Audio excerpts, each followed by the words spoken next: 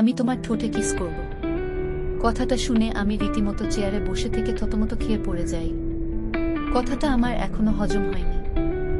এই মুহূর্তে রাত্রি বই পড়তে পড়তে কথাটা বলল। আমি নিজেকে সামলে উঠে চেয়ারে বসে রাত্রির দিকে ঘুরে অবাক দৃষ্টিতে তাকাই। কি বললি তুই? তুমি শুনতে পাওনি? না, আবার বল। আমি বললাম, আমি তোমার ঠোঁটে কিস করব। এসব বাজে কথা কোথা থেকে শিখেছিস বলতো? কেন স্কুলে আমার বান্ধবীরা বলে ঠোঁটে কিস খেলে নাকি অন্যরকম অনুভূতি পাওয়া যায়, তাই তারা তাদের বয়ফ্রেন্ডকে কিস করেছে। আমার তো বয়ফ্রেন্ড নেই, তাই তোমার থেকে চাইলাম। কথাটা শুনে আমি মাথায় হাত দেই। কিছু খুঁজে না পেয়ে কথাটা ঘুরিয়ে অন্য কথাতে নিয়ে যেতে চেষ্টা করি। তোর না কাল পরীক্ষা, এসব বাদ দিয়ে পড়ো। আর একবার এসব বললে আমি ফুফুন্নিকে সব বলে দিব। রাত্রি আর কোনো কথা না বলে চুপচাপ মন খারাপ করে পড়ায় মনোযোগ দেয়। আজ তার ইচ্ছা পূরণ হলো না।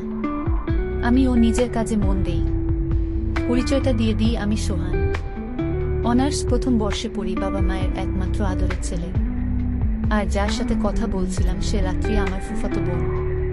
ক্লাস 1-0 পড়ে, কিন্তু বয়সে বড় হলেও বুদ্ধিতে একদম ছোটই আছে।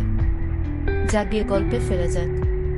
রাতের খাবার খেয়ে দিয়ে শুয়ে ফোন টিপছিলাম, এমন সময় আবার রাত্রি ঘরে আসলো। আমি ফোন ছেড়ে উঠে বসলাম। রাত্রি এসে আমার পাশে বসে আমার দিকে ড্যাব ড্যাব করে তাকিয়ে থেকে আবার উঠে চলে গেল। আমি বোকার মতো চেয়ে থাকলাম শুধু। এটা কি হলো?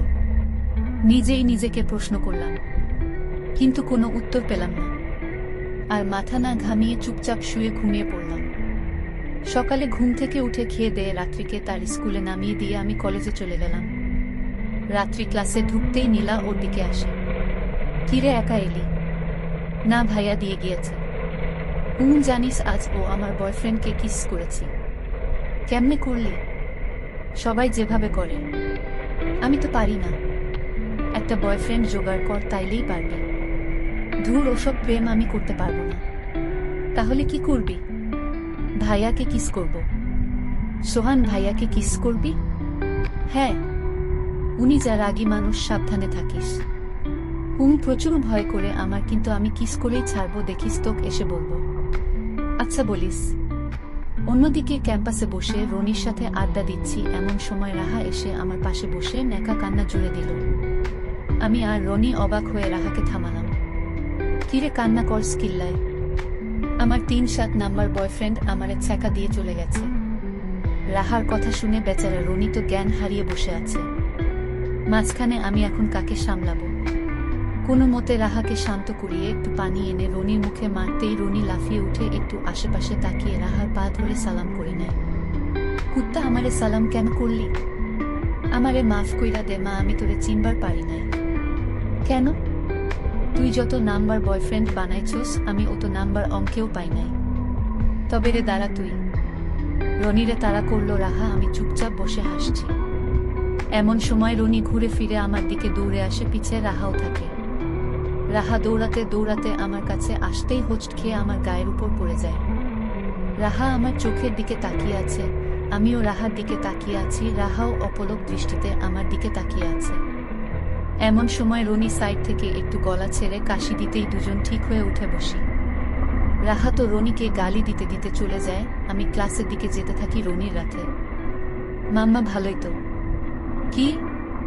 সেই মানাবে। খবরদার না, যা ভাবছিস মাথা থেকে ছেড়ে ফেলবি কিন্তু। কলেজ শেষ করে বাসায় এসে টিভি দেখছিলাম, এমন সময় দেখি আম্মুর সাথে রাত্রি এলো। আমি বসে বসে ইংলিশ গানগুলো দেখছিলাম। এমন সময় রাত্রি এসে আমার পাশে বসলো। আমি একটু নড়েচড়ে বসলাম, কেননা ওর হাব ভাব আমার ঠিক লাগছে না একদমই। আমি টিভি দেখে আর চোখে ওর দিকে তাকিয়ে দেখি ও আমার ঠোঁটের দিকে তাকিয়ে আছে। আমি আবার টিভিতে মনোযোগ দিলাম। হঠাৎ ইংরেজি গানে একটা কিস এর সিন আসতেই রাত্রি আরো মনোযোগ দিয়ে দেখতে লাগলো। আমি তাড়াহুড়ো করে উঠে টিভি বন্ধ করে রুমে এসে ঘুমিয়ে পড়লাম। ঘুমিয়ে আছি, এমন সময় মনে হলো কেউ আমার পেটে বসে আমার ঠোঁট দুটো নিজের দখলে নিয়ে নিয়েছে। আমার বুঝতে বাকি রইল না কি এটা। চোখ খুলতেই আম্মু চলে এলো। ঘুমিয়ে আছি, এমন সময় মনে হলো কেউ আমার পেটে বসে আমার ঠোঁট দুটো নিজের দখলে নিয়ে নিয়েছে।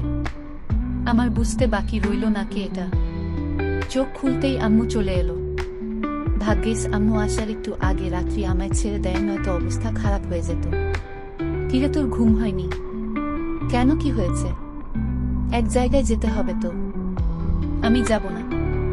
আমি রাত্রি তোর আব্বু সবাই যাচ্ছি, তুই বাসায় বসে কি করবি? যাবেটা কোথায়? তোর ফুফুন্নির বাসায়, মানে রাত্রির আম্মুর ওখানে। আমি কথাটা শুনে একটু খুশি হলাম, কেননা আমি ভাবলাম হয়তো আম্মু রাত্রিকে রেখে আসতে যাচ্ছে।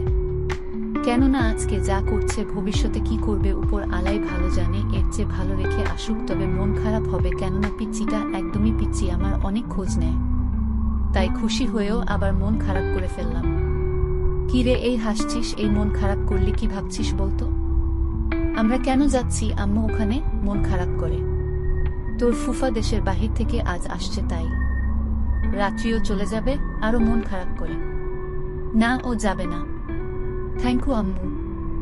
আমি তো এটা শুনে খুশিতে লাফাইতে লাগলাম, কিন্তু বুঝতে পারিনি আম্মু কাছে আছে। যখন বুঝতে পারলাম চুপ হয়ে গেলাম। না লাফাইয়া চুপচাপ রেডি হয়ে নে।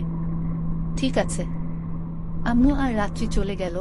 আমি গিয়ে তৈরি হয়ে গেলাম, কিন্তু বুঝতে পারলাম না হঠাৎ কি এমন হলো যে রাত্রির প্রতি এত মায়া চলে এলো। এসব বাদ দিয়ে রাত্রির রুমের দিকে যেতেই রাত্রিকে দেখে চোখ বন্ধ করে ফেললাম, কেননা রাত্রি ব্লাউজ আর পেটিকোট পরে হাতে শাড়ি নিয়ে বসে আছে। একই ভাইয়া, চোখ বন্ধ করে আছো কেন? ওর কথা শুনে পুরাই শকর পিচ্চি বলে কি এমন ভাবে বলছে যেন এমন ভাবে বসে আছে আমি দেখছি তাতে ওর কিছু হয়নি। তুই কি পাগল? কেন? একটা ছেলে তোকে এইভাবে দেখলো আর তোর কিচ্ছু হলো না? মুখ অন্যদিকে ঘুরিয়ে। বাহিরের ছেলে দেখেছে নাকি? তুমি তো আমার ভাইয়া, নইলে কি এমন ভাবে থাকতাম নাকি? তাই বলে এমন ভাবে থাকবি? মাথায় বুদ্ধি কবে হবে তোর? এত কথা না বলে বলো, শাড়ি পরাতে পারো নাকি? হ্যাঁ পারি। কি হয়েছে? আমারে পরায় দাও। কি ভাইয়া প্লিজ, আমি পারি না। আন্টিও কোথায় যেন গেছে, তাড়াতাড়ি দাও না। কি মুশকিল? একটু ভেবে তারপর চোখে গামছা বেঁধে রাত্রির নীল শাড়িটা পরাতে লাগলাম। যখন শাড়ি পরাতে রাত্রির লাগছিল, রাত্রি আমার ছোঁয়া পেয়ে কেঁপে কেঁপে উঠছিল।